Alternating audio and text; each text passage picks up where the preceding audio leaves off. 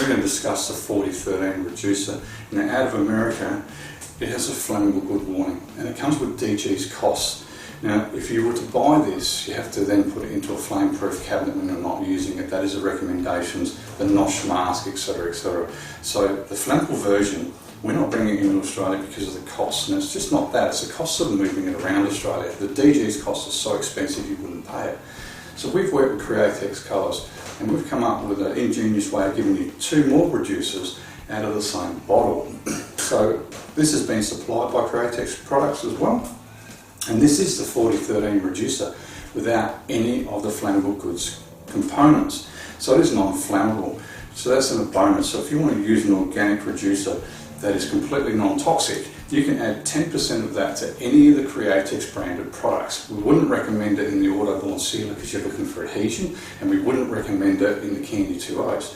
So 10% will give you increased flow and will give you a natural reducer.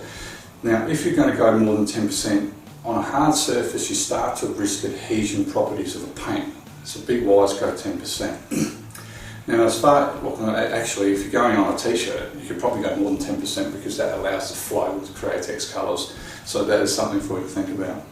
Now, if you want to go to the 4013 reducer that is made from the States, well, buy this reducer and then go to your local hardware store and buy isopropyl alcohol. Now, there's a reason that you need this for more than one application. It's such a popular product to have on your shelf. If you were to add 15% to the bottle which you bought from Airbrush Megastore, that will give you your isopropyl alcohol 4013 reducer that you would have bought from the States.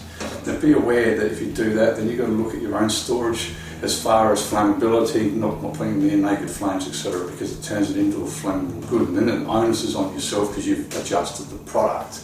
However, you could do the mix in the cup even and add your 15% just before you add it to your paint.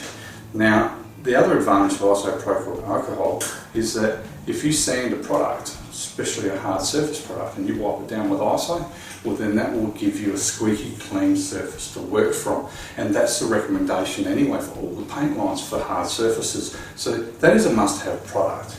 So once you've added that to the Createx 4013 reducer from Airbrush Megastore, what do you get?